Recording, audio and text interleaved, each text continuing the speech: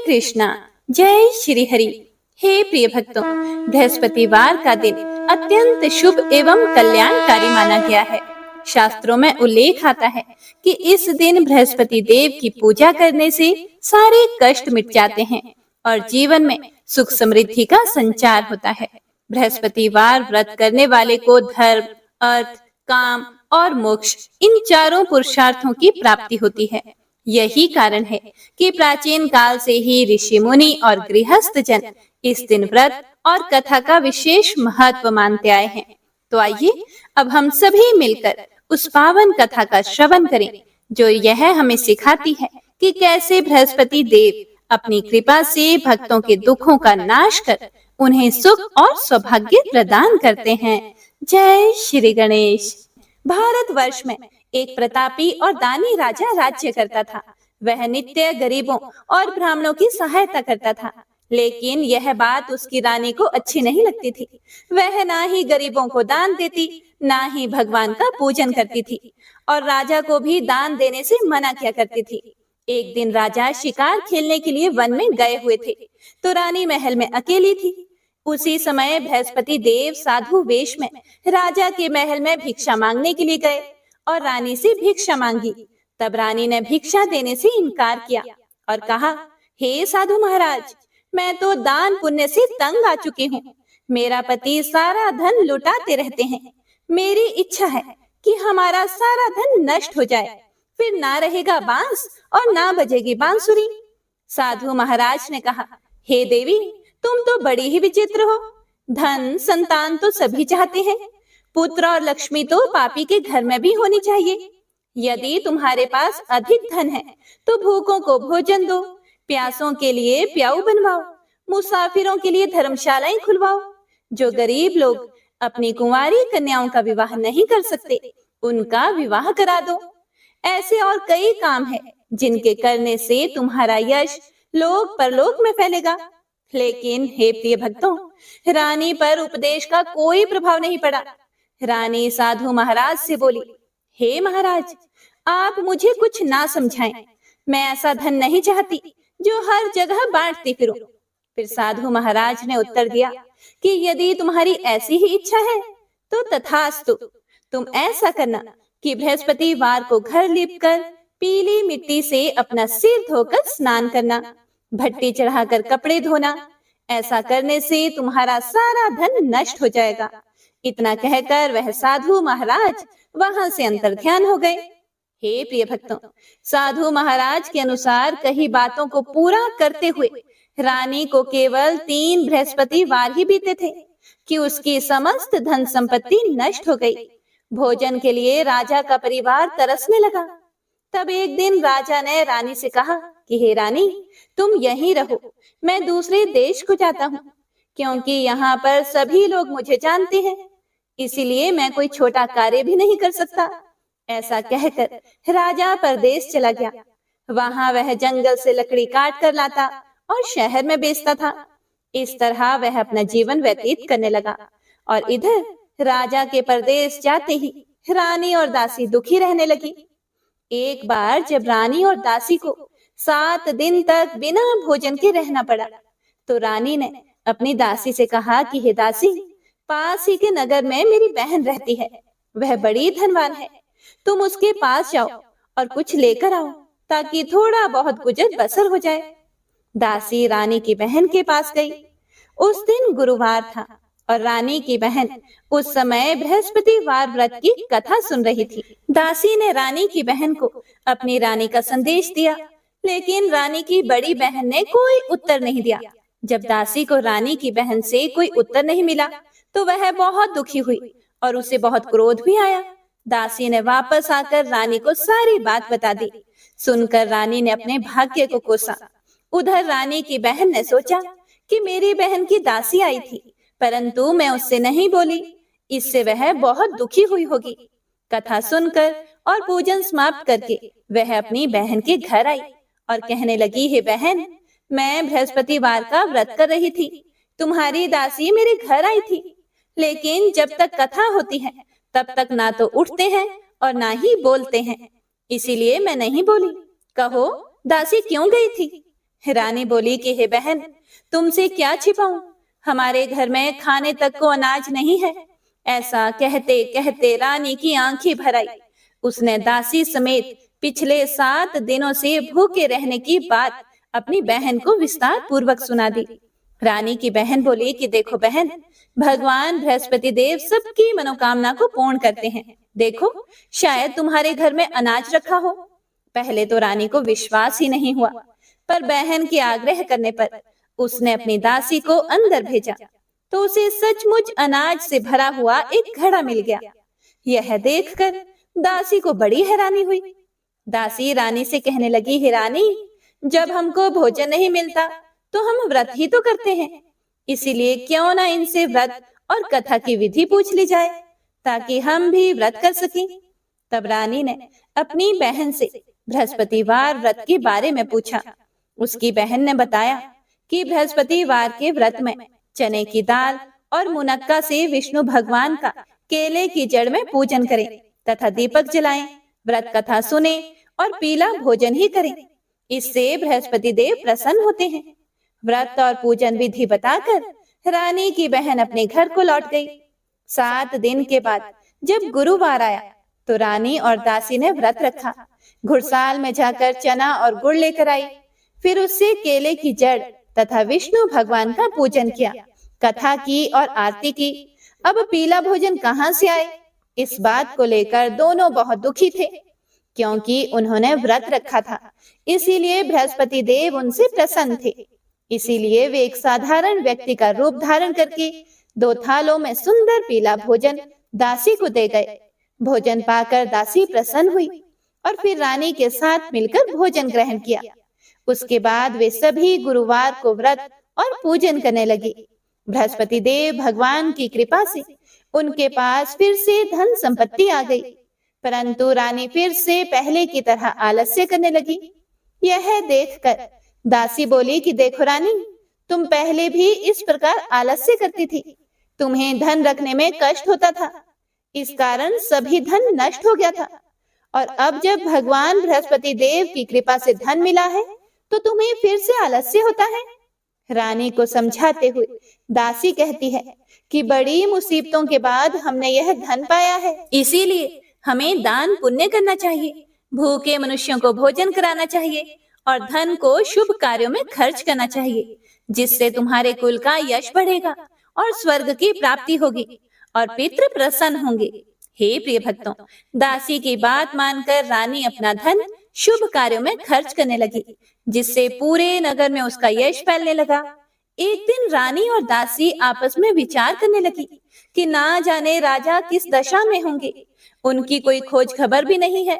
उन्होंने श्रद्धा पूर्वक बृहस्पति भगवान से प्रार्थना की कि राजा जहाँ कहीं भी हो शीघ्र वापस आ जाएं। उधर राजा प्रदेश में बहुत दुखी रहने लगा। वह प्रतिदिन जंगल से लकड़ियां काट कर लाता और उसे शहर में बेचकर अपने दुखी जीवन को बड़ी कठिनता से व्यतीत कर रहा था। एक दिन दुखी होकर अपनी पुरानी बातों को याद करके वह राजा रोने लगा और उदास हो गया। उसी समय राजा के पास बृहस्पति देव साधु के वेश में आकर बोले, हे लकड़हारे, तुम इस सुनसान जंगल में किस चिंता में बैठे हो, मुझे बताओ। यह सुनकर राजा की आंखों में आंसू आ गए। राजा ने हाथ जोड़कर साधु महाराज को प्रणाम किया और संपूर्ण कहानी सुना दी। महात्मा तो दयालु होते हैं। उन्होंने राजा से कहा कि हे राजन, तुम्हारी पत्नी ने बृहस्पतिवार के दिन बृहस्पति भगवान का निरादर किया है, जिसके कारण रुष्ट होकर उन्होंने तुम्हारी यह दशा की थी।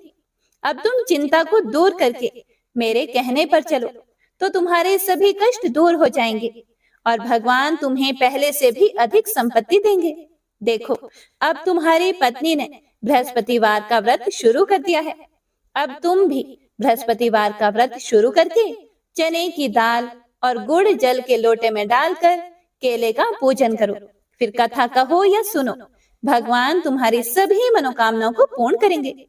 साधु के ऐसे वचन सुनकर राजा बोले, हे प्रभु, मुझे लकड़ी बेचकर इतना पैसा नहीं मिलता जिससे भोजन के उपरांत कुछ बचा सकूं, और रात को मैंने अपनी रानी को व्याकुल देखा है। मेरे पास कोई साधन भी नहीं है जिससे मैं उसकी खबर मंगा सकूं। फिर मैं कौन सी कहानी कहूँ, यह भी मुझे नहीं मालूम।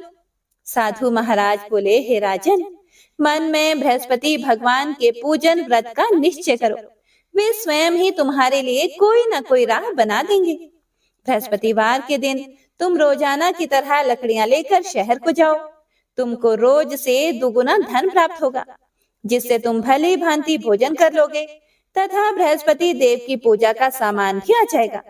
और तुमने जो बृहस्पतिवार की कहानी के बारे में मुझसे पूछा है, वह इस प्रकार है, सुनो। साधु वेश में भगवान बृहस्पति देव उसे कहानी सुनाते हुए बोले कि प्राचीन काल में एक ब्राह्मण रहता था। वह बहुत निर्धन था, उसके कोई संतान नहीं थी। उसकी पत्नी बहुत मलिनता के साथ रहती थी। वह स्नान नहीं करती थी, किसी देवता का पूजन नहीं करती थी। इससे ब्राह्मण देवता बड़े दुखी थे। बेचारे बहुत कुछ कहते थे, किंतु उसका कुछ परिणाम नहीं निकला। भगवान की कृपा से ब्राह्मण की पत्नी के कन्या रूपी रत्न पैदा हुआ।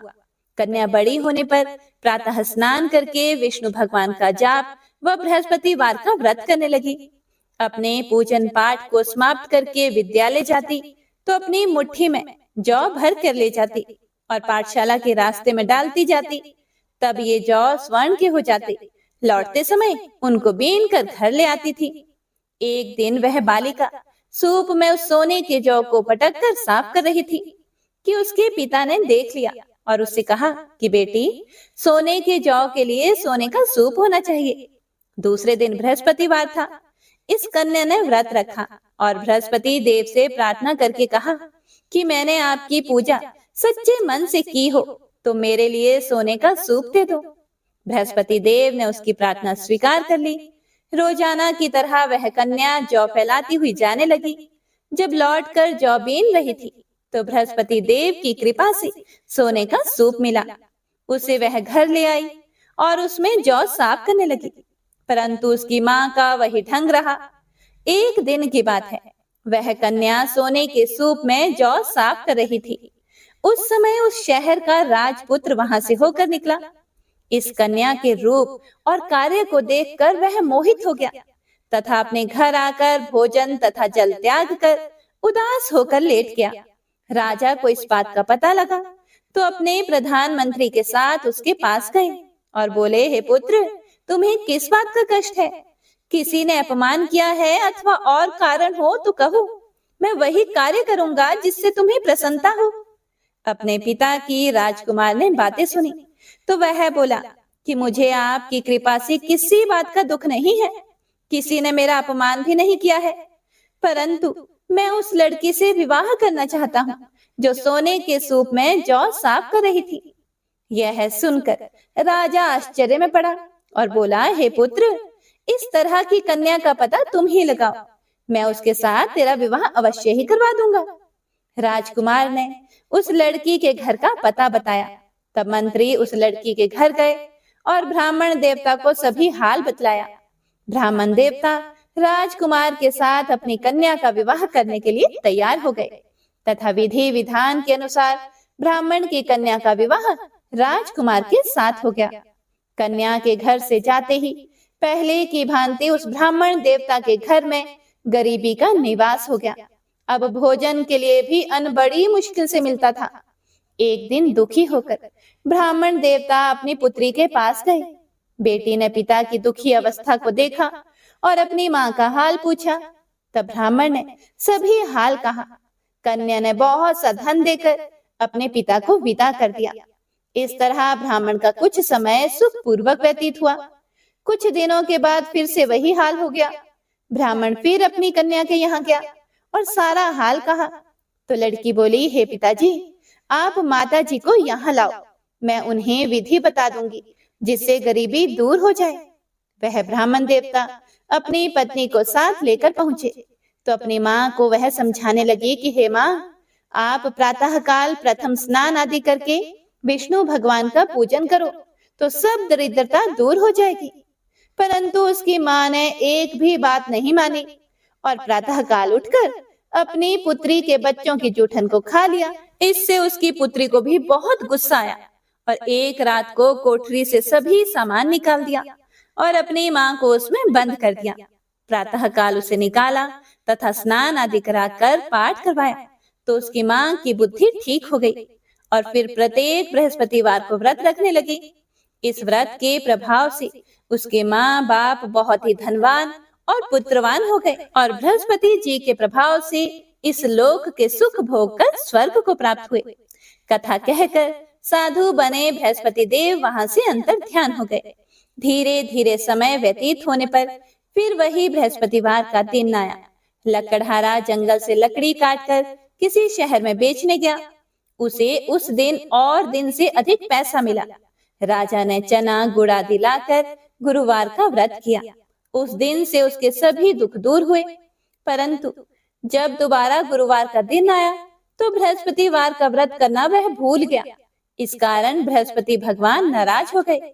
उस दिन उस नगर के राजा ने विशाल यज्ञ का आयोजन किया तथा शहर में यह घोषणा करा दी कि कोई भी मनुष्य अपने घर में भोजन ना बनाए, न आग जलाए। समस्त जनता मेरे यहाँ भोजन करने आए। इस आज्ञा को जो नहीं मानेगा उसे फांसी दी जाएगी। इस तरह की घोषणा संपूर्ण नगर में करवा दी गई। राजा की आज्ञा के अनुसार शहर के सभी लोग भोजन करने गए, लेकिन लकड़हारा कुछ देर से पहुंचा। इसीलिए राजा उसको अपने साथ घर ले गए और घर ले जाकर भोजन करा रहे थे तो रानी की दृष्टि उस खूंटी पर पड़ी जिस पर उसका हार लटका था। वह वहां पर दिखाई नहीं दिया। रानी ने निश्चय किया कि मेरा हार इस मनुष्य ने चुरा लिया है। उसी समय सिपाहियों को बुलाकर उसको कारागार में डलवा दिया गया। जब लकड़हारा कारागार में पड़ गया और बहुत दुखी होकर सोचने लगा कि ना जाने कौन से पूर्व जन्म के कर्म से मुझे यह दुख प्राप्त हुआ है, और उसी साधु को याद करने लगा जो कि जंगल में मिला था। उसी समय तत्काल बृहस्पति देव साधु के रूप में प्रकट हुए और उसकी दशा को देखकर कहने लगे, अरे मूर्ख, तूने बृहस्पति देव की कथा नहीं की, इस कारण तुझे दुख प्राप्त हुआ है। अब चिंता मत कर। बृहस्पतिवार के दिन कारागार के दरवाजे पर 4 पैसे पड़े मिलेंगे। उनसे तू बृहस्पति देव की पूजा करना, तेरे सभी कष्ट दूर हो जाएंगे। बृहस्पतिवार के दिन उसे 4 पैसे मिले। लकड़हारे ने कथा कही। उसी रात्रि को बृहस्पति देव ने उस नगर के राजा को स्वप्न में कहा कि हे राजन, तुमने जिस आदमी को जेल में बंद कर दिया है वह निर्दोष है। वह एक राजा है, उसे छोड़ देना। रानी का हार उसी खूंटी पर लटका है। अगर तू ऐसा नहीं करेगा तो मैं तेरे राज्य को नष्ट कर दूंगा। इस तरह रात्रि के स्वप्न को देखकर राजा प्रातःकाल उठा और खूंटी पर हार देखकर लकड़हारे को बुलाकर क्षमा मांगी तथा लकड़हारे को योग्य सुंदर वस्त्र आभूषण देकर विदा कर दिया। बृहस्पति देव की आज्ञा के अनुसार लकड़हारा अपने नगर को चल दिया। राजा जब अपने नगर के निकट पहुंचा तो उसे बड़ा आश्चर्य हुआ। नगर में पहले से भी अधिक बाग, तालाब, कुएं तथा बहुत सी धर्मशालाएं, मंदिर आदि बन गए हैं। राजा ने पूछा, यह किसका बाग और धर्मशाला है? तब नगर के सभी लोग कहने लगे कि यह सब रानी और दासी के हैं। तो राजा को यह सुनकर आश्चर्य हुआ और गुस्सा भी आया कि रानी के पास इतना पैसा कहां से आ गया।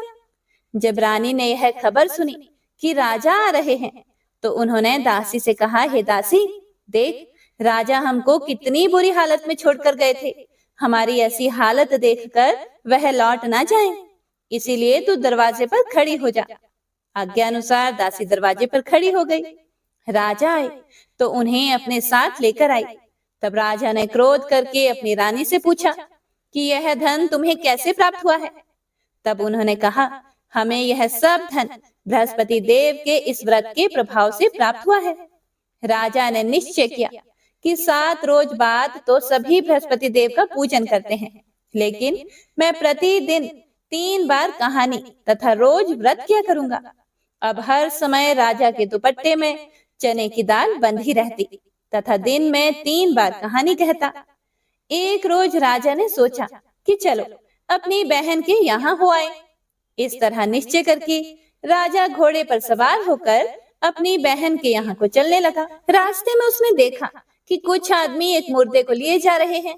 उन्हें रोककर राजा कहने लगा, अरे भाइयों, मेरी बृहस्पति देव की कथा सुन लो। वे बोले, लो, हमारा तो आदमी मर गया, इसको अपनी कथा की पड़ी है। परंतु कुछ आदमी बोले, अच्छा कहो, हम तुम्हारी कथा भी सुनेंगे। राजा ने दाल निकाली और जब कथा आधी हुई थी कि मुर्दा हिलने लग गया, और जब कथा समाप्त हो गई तो राम राम करके मनुष्य उठकर खड़ा हो गया।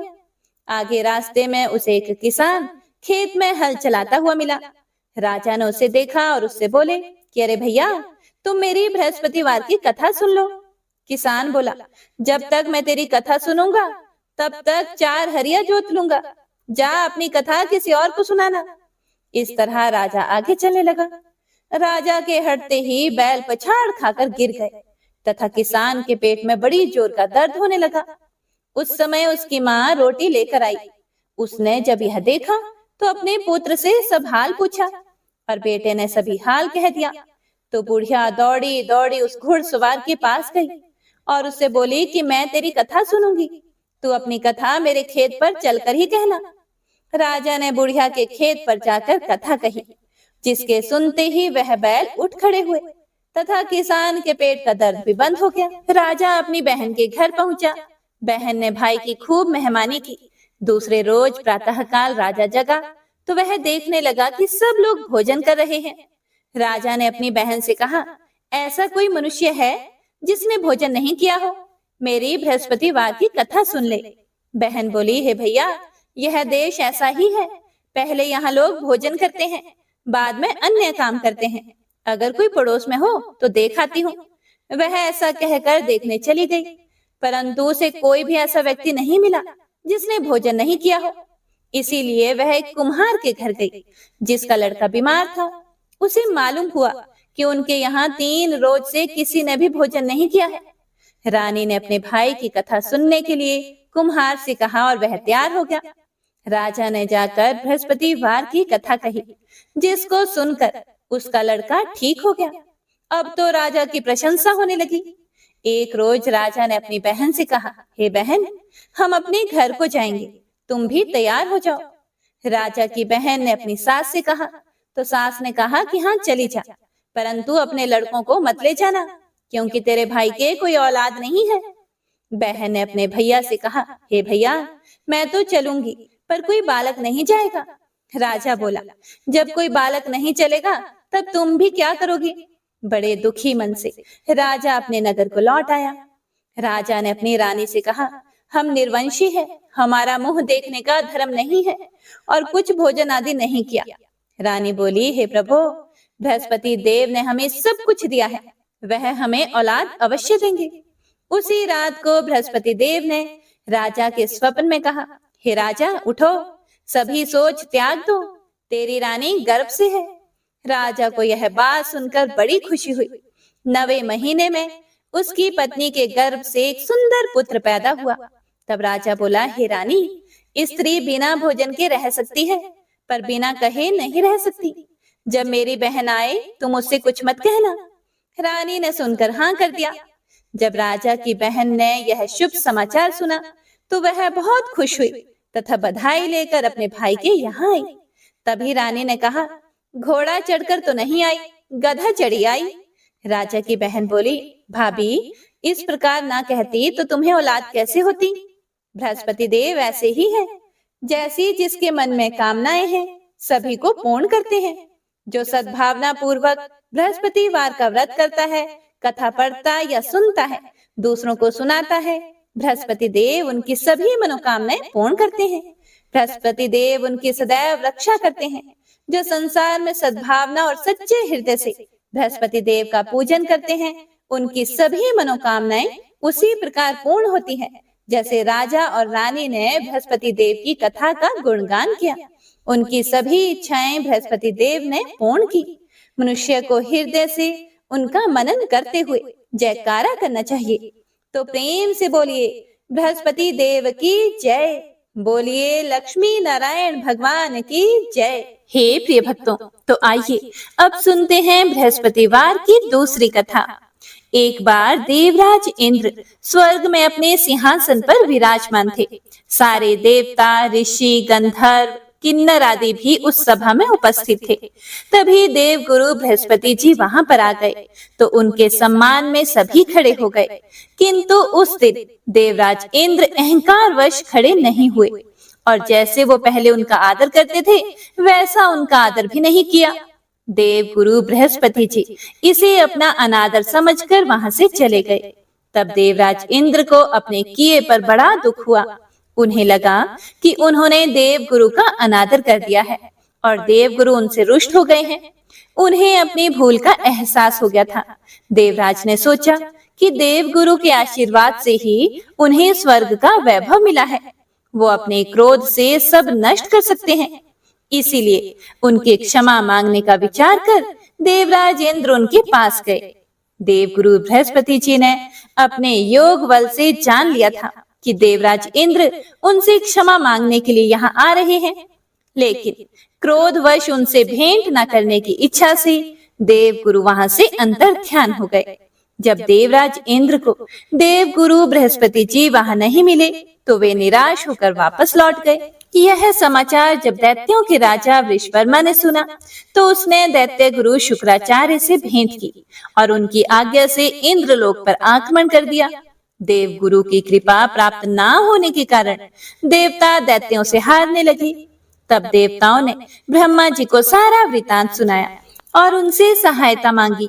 तब ब्रह्मा जी ने उनसे कहा कि तुमसे बहुत बड़ा अपराध हुआ है जो तुमने देव गुरु को क्रोधित कर दिया है। अब अगर तुम अपना कल्याण चाहते हो तो त्वष्टा ब्राह्मण का पुत्र विश्वरूपा जो बड़ा तपस्वी और ज्ञानी है उसे अपना पुरोहित बना लो, तभी तुम्हारा कल्याण हो सकता है।